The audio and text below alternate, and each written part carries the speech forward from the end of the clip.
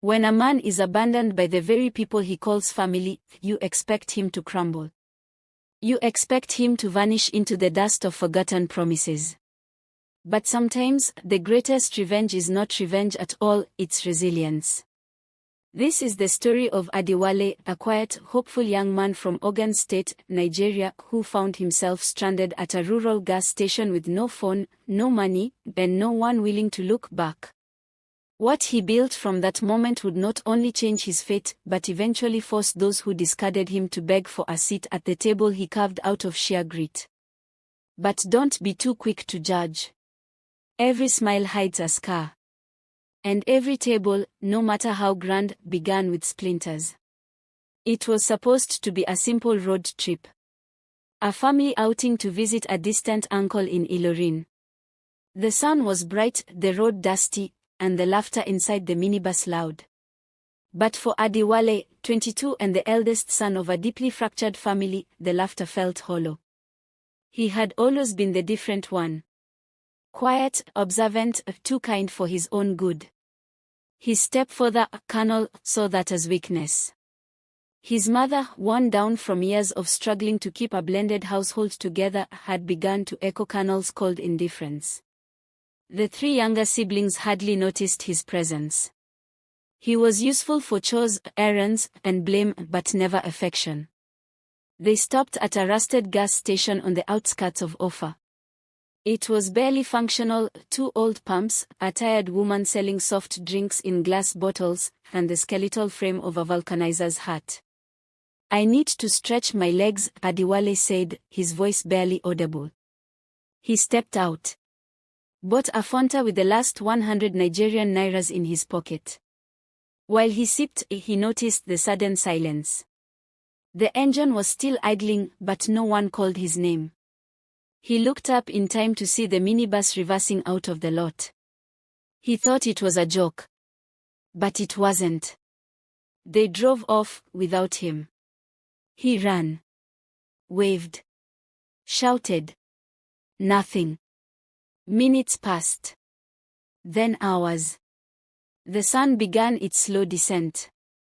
He sat on the broken bench next to the drink cellar. She watched him but said nothing. "I think they forgot me," he mumbled. She chuckled without humor. People don't forget their own blood. But they had. He would later learn through a distant cousin that his stepfather had finally convinced his mother to cut ties with her useless first son. No phone call. No explanation. No goodbye. That night, Adewale slept behind the gas station's concrete wall. A thin shirt over his body, his bag still in the bus. He cried quietly, the way people do when they realize they're truly alone. By morning, hunger gnawed. He asked the woman if she needed help. She gave him a broom. By afternoon, he was washing crates. By evening, she offered him leftover jollof and a place beneath the table inside her kiosk. "Name's Mama Riskat," she said. "I don't keep boys, but I hate to see a child broken." Adewale stayed. Not just for a night, but for months. He cleaned. He fetched water. He repaired old radios and rewired bulbs for nearby shops. He was good with his hands, but even better with patience. The town began to notice the quiet boy with sad eyes and golden fingers. One day, an old mechanic named Baba Salisu offered him work. "You have brain," the man said. "I can teach you about engines. But you must forget pride." And so, Adewale learned. He worked from dawn till dusk, saved every kobo. He read borrowed books at night.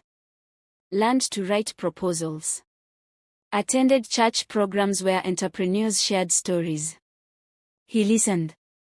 He soaked knowledge like bread in stew. At 24, he launched a roadside mechanic stall of his own. At 26, he opened a small garage in town. At 28, he met Alima, a schoolteacher who walked into his shop one rainy morning, asking if he knew how to fix a tricycle. She didn't smile much, but her questions were sharp, and her eyes were kind. They married a year later. By 30, Adiwale owned 3 garages and had employed 12 boys from poor homes. He set up night classes for them. Bought a bus. Partnered with a friend to open a parts supply business. At 32, his face appeared in a local business journal, From Gas Station to Glory, The Humble Rise of Adiwale Abiola. And then, it happened. His phone rang one afternoon. An unfamiliar number. "Hello," he answered. "Hello, Adiwale." A woman's voice. Hesitant. Shaky. It was his mother. Body, Part 2, 500 words. She began with silence. Then tears. Then confessions. "We didn't know what else to do. Colonel said you were holding us back. He made me believe it." He sat motionless. The boys in his shop worked in the background. Tools clanged. Radios played faint Fuji music. I heard you are doing well now. We want to see you. Your siblings miss you." He wanted to laugh. He wanted to scream. But he did neither. "Where are you now?" he asked calmly. "Lagos," she replied. "But we can come to you if." He gave her an address. 2 weeks later, a black Toyota Corolla parked in front of his garage. His mother stepped out first. Then Colonel.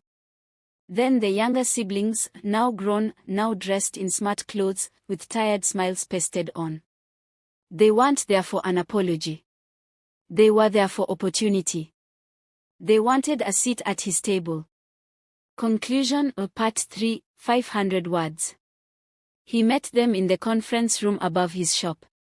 The walls were lined with photos, Adiwale handing out scholarships, opening garages, cutting ribbons. They noticed.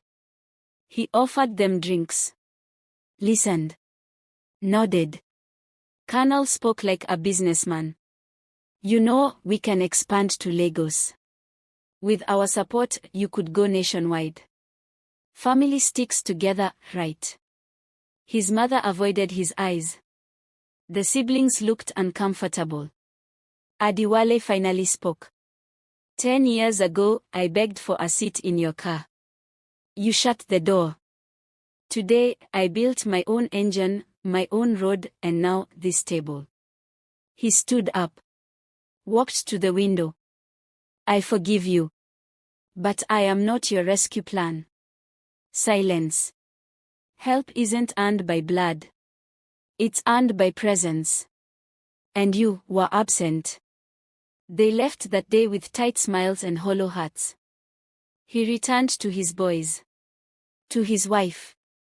To the family he built, not the one he was born into. 10 years ago, a young man was left behind like he wasn't just sitting at the table, he owned it. Moral, sometimes, the family that raised you may not be the one that lifts you. Pain can either break you, or build the kind of foundation no betrayal can shake. Weeks after the awkward family visit, Adiwale found himself staring at an email that made his hands tremble, not out of fear, but disbelief. It was from a multinational auto company headquartered in South Africa. They had read about his work in the business journal and were offering him a partnership opportunity to help expand an affordable mobile auto service network across West Africa, with him as a regional technical director. He didn't celebrate. Not loudly, at least. Instead, he went to Mama Riskat's grave, the woman who gave him shelter, a broom, and her trust when he was worth nothing. He knelt beside the headstone and whispered, "We made it." He then visited the mechanic boys he mentored, now managing branches of his garage. He told them the truth, that he was moving forward, but not away. He'd be opening technical training hubs in Ilorin, Ibadan, and Port Harcourt. "No matter where I go, this is where it began," he said. But as he walked through the market, a familiar voice called out, "Adiwale." He turned. His mother stood by a stall, holding a bag of yam. She looked thinner. Older. Her face wasn't powdered anymore, just bare and tired. I didn't know you still shop here, she said, eyes blinking fast. I don't, he replied softly. But I still walk through. To remember. She hesitated, then added, we weren't right. I knew it even that day at the gas station. I just didn't have the strength. A long silence passed. Strength is doing what's hard, he said, even when it hurts. She nodded slowly, tears forming. Do you hate me? No, he replied. I don't have space for hate. I filled it with purpose. He didn't offer a hug. He didn't walk her home. But he didn't walk away bitter either. Sometimes, closure isn't about doors shutting, it's about choosing which ones to leave open. Months passed. The partnership with the South African auto company bloomed. Adiwale now traveled between countries, spoke on panels, and mentored young entrepreneurs across West Africa. His name became synonymous with grit and grace. But he never changed the name of his first garage, Riskat Auto Solutions. A tribute to the woman who saw value in a forgotten boy. At one business conference in Lagos, he stood before a crowd of 200 holding a microphone. He wasn't reading from a teleprompter. He spoke from memory. I wasn't born into wealth. I wasn't born into love either. But I was born with hands. And heart. And that was enough. People applauded. Then he paused, scanning the room, his voice dropping lower. Many of you ask how to succeed. My answer is, start where you are. With what you have. And never ever wait for applause to begin building. Because one day, the same people who abandoned you will knock at your door, not out of regret, but out of hunger.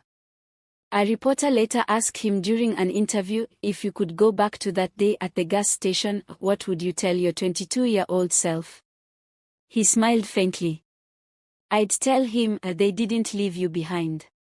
They freed you. And maybe that's what this story is about. Not just pain. Not just betrayal. But the quiet courage it takes to build something powerful when no one believes in you. The quiet fire it takes to rise without revenge. And the wisdom to know when to forgive without forgetting. Because sometimes, being left behind is the beginning of being set apart.